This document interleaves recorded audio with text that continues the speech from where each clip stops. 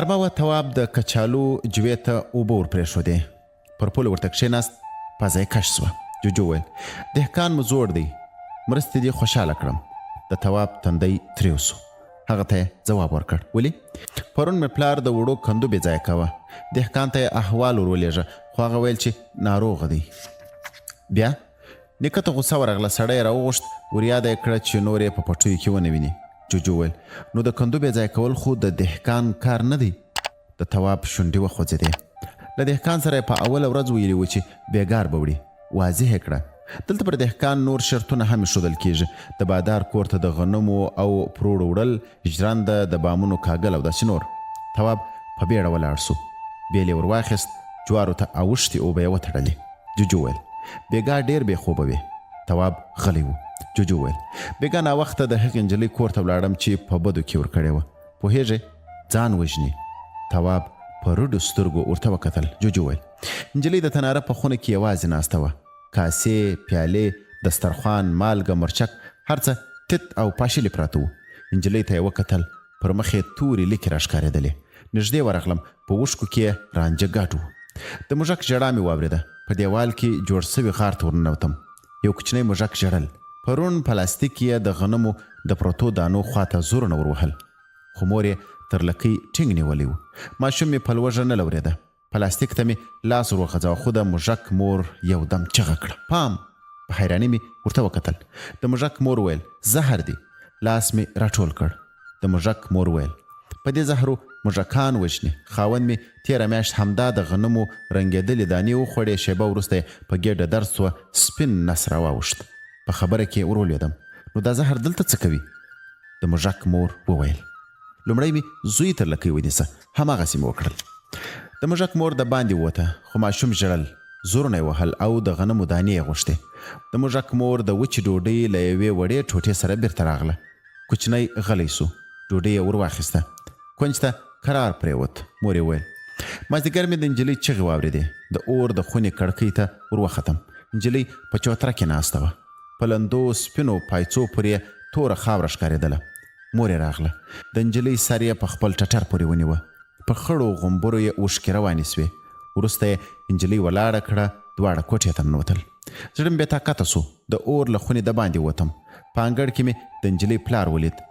خپلې وړې لور ته په غوسه و. ویل چې زاڼه چا خبره کړه. وړې نجلۍ په وارخطایي ویل چې له زاڼې سره کاریزه ته تللې وه. دواړو منګې ډک کړل. کور ته د راتګ په حال کې مو د حاجي تور وړه لور ولیده. غوی یې اوبو ته ورایستله. زاڼې ته یې وویل چې په بدو کې ور کړې. زاڼې چغه کړه. له اوږې یې منګی ولوېد او د کور خواته یې منډه راواخیسته. د زاڼې پلار یوه شېبه ولاړ و. بیا یې د ابدان چوشکې ته بدنۍ ونیوله او داسې وکړ او له انګړه د باندې ووت. کوټې ته ورغلم. زاڼه پر کټ ناسته وه. سلګۍ یې وهلې. مور یې په خواره خوله ویل قسمت به دې همداسې و. زاڼې یو دم چغه کړه. هغه سړی تر 50 کلونو اوښتی دی. بله ښځه هم لري. د زوی ژړا مې تر غوږ سوه او له هغه ځایه راووتم. موږک غلی سو. ومې ویل ټوله کیسه راته وکړه. موږک چغه کړه ما. یو دم یې زوی له لکۍ ورکش کړ. ورو مې کتل. د زوی تېره نوکان یې لا په پلاستیک کې بند و. د موږک مور خپل زوی ته پاتې ډوډۍ ونیوله. زوی یې په وچه ډوډۍ خپل تېره غاښونه ټینګ کړل. خوله یې هم ګردې وړې سترګې له غنمو نه اړولې. د موږک مور وویل تر ماخوستنه دلته وم. د لوښو کړپا مې واورېده. ورغلم. په څراغ کې څراغ بل و. زاڼې ناولې لوښي پرې مینځل. د جارو تر شا پټ سوم. زاڼې ته مې کتل. په سرو سترګو کې د څراغ رڼا ښکارېدله. وروسته یې ډک تشت پرېولي لوښي د اور خونې ته یوړل. پسې ورغلم. زاڼې د ټیکري پیڅکې ته ورلوېدلې غوټه خلاصه کړه. زړه مې خولې ته راغی. دې د موږکانو د زهرو پلاستیکي خلطه پر غولي کښېښوده. کښېناسته. د غنمو رنګ سویو دانیو ته یې وکتل. یو دم یې چغه کړه. زاڼې تر ډېره وشړل. وروسته سلګۍ واخیسته. پورته یې وکتل او لاسونه یې لپه کړل. ما یې غږ نه اورېده خو د نجلۍ شونډې خوځېدې. د هغې سترګو ته مې کتل. رانجه یې اوښکو وهلي و. بیا یې پلاستیکي خلطه راواخیسته. ورغوی یې د غنمو له دانو ډک کړ. خولې ته یې ورور. ناڅاپه کړپ سو. ژر یې ډک ورغوی بیرته په پلاستیکي خلطه کې تش کړ. د باندې ووته. ورغلم. پاکټ مې ترشي ونیوه او غار ته مې راکش کړ. له چوترې نری غږ راغی. مور یې زاڼې ته په غوسه وه. چې په لوږه ویده کېدل ښه نه دي. د زوی زګیروی مې واورېد. په خوب کې د پزې وړه سره څوکه یوې خوا بلې خوا کوله. پوه سوم چې د غنمو بوی پرې لګېدلی و. یو دم پیالې وګړنګېدې. ورغلم. زاڼه په زهر پسې ګرځېده. د پلاستیکي فرش څنډې را اړولې. پرې مینځلي لوښي یې سره تیت کړل. تاخچه یې وکتله. یو دم یې کوکه کړه. د مرچو او مالګې ډبلې یې لاندې را وغورځول. کونج ته غلی کښېناسته. بس همدومره. جوجو غلی سو. لرې د بایسکل زنګ وګړنګېد. جوجو د کچالو د بوټي تر پاڼو ور وکتل. په نرۍ لاره کې ډنګر سړی ولاړ و. سړي په لوړ غږ وویل: نیکه دې په کور کې دی؟ تواب ور غږ کړل: هو، خیرت و. د حاجي ستار د لور جنازې ته یې غوښتی. کوم ستار؟ سړي پر بایسکل پښه واړوله. په تک یې وویل: د ړنګ کاریز د کلي. تواب ودرېد. چغه یې کړه: کومه یوه؟ د سړي غږ د بایسکل د ټیم له ټکا سره ورک سو. هغه چې پرون یې په بدو کې ورکړه. جوجو وویل: ورک سو.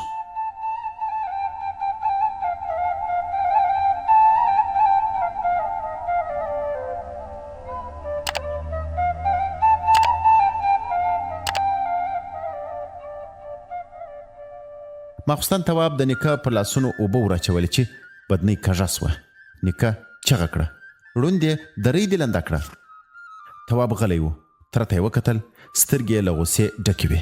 تواب د نورو په لاسونو هم اوبه وراچولې. تر چوترې کښته سو. چلمچي یې تشه کړه. اوږه یې درنه سوه. تواب په غوسه وویل: بدنۍ د ناستې ځای نه و. جوجو په خبره کې ورولید: بیړه لرم، باید خبرې وکړو. تواب وویل: ټول ناستې، کوټې ته نه سم تلای. له چوترې د پلار له غوسې ډک غږ راغی: له ځانه سره مه بونګېږه، سمه خبره وکړه. تواب ورخطا سو. څه مې نه دي ویلي. چوترې ته ور وخوت. غلی کښېناست. نیکه چغه کړه: بلا وبلا، د لمانځه ناوخته سو. له دالانه ښځینه وارخطا غږ راغی: چای دم دی، یوازې پیالې مینځم. چوپه چوپتیا سوه. د تناره له خونې د پیالو ګړنګا راتله. نیکه په غوسه وویل: کمکله نجلۍ، ځان یې زندې کړ. نه دې دنیا سوه نه د هغې. د تواب غوږ وتخنېد. جوجو وویل: ورته وایه چې دا دنیا خو تاسو ور خرابه کړه. تواب په غوسه وویل: چپ. د تواب پلار یو دم چغه کړه: خره! سړي چپلکې ته لاس ور وغځوه. تواب ټیټ سو. چپلکه پر یو کوچني هلک ولګېده. هلک په چغو د اور خونې ته منډه واخیسته.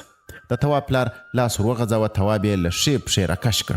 تواب غبرګې څنګلې خپل مخ ته ونیولې. درنه څپېړه یې غوږونو ته سیخه سوه. نیکه چغه کړه: ما هلک دی.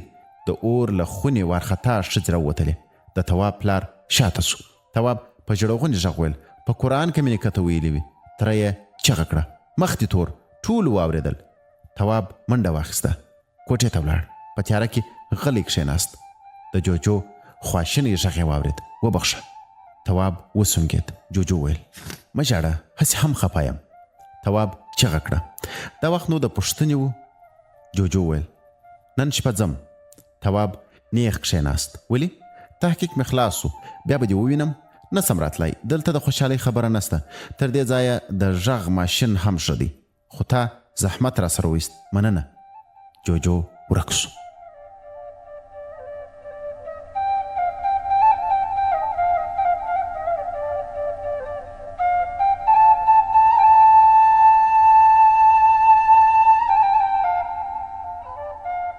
تواب له وچو پاڼو د انګورو څو زړې دانې ورټولې کړې. خولې ته یې واچولې. د پولې پر سر کښېناست. شاوخوا یې وکتل. په تاکونو پورې لا یوه نیمه وچه پاڼه باد وهله. تواب چغه کړه: ارې! پسونه د باغ دروازې ته ور روان ول.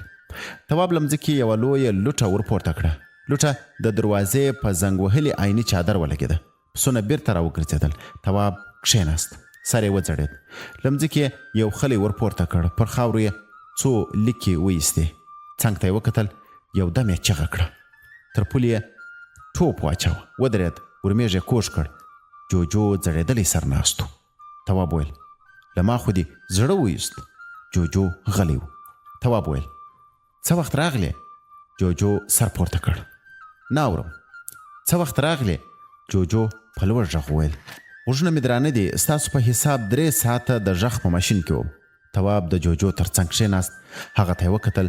په شنه سترګه کې پخوانۍ ځلا نه وه پاتې. جوجو ویل د مځکې د کورې له څنګه تېرېدم را په یاد سوې. تواب په حیرانۍ ورته وکتل. جوجو ویل کور ته مو ورغلم، نیکه دې په کمبله کې ځان پټ کړی و، ټوخل یې. بیا مې د اور کوټه در پسې وغوښته، خو هلته هم نه وې. له غوا مې پوښتنه وکړه، ویلې چې باغ ته یې پسونه بیولي دي.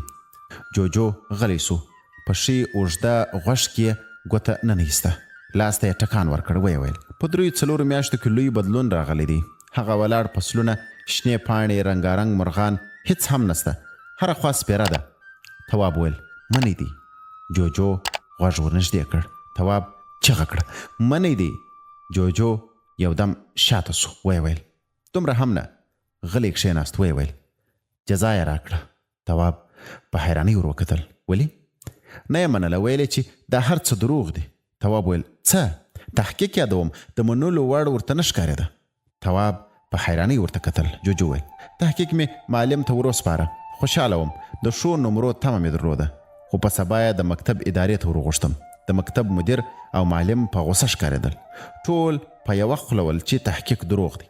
حیران سوم، د وضاحت غوښتنه مې وکړه.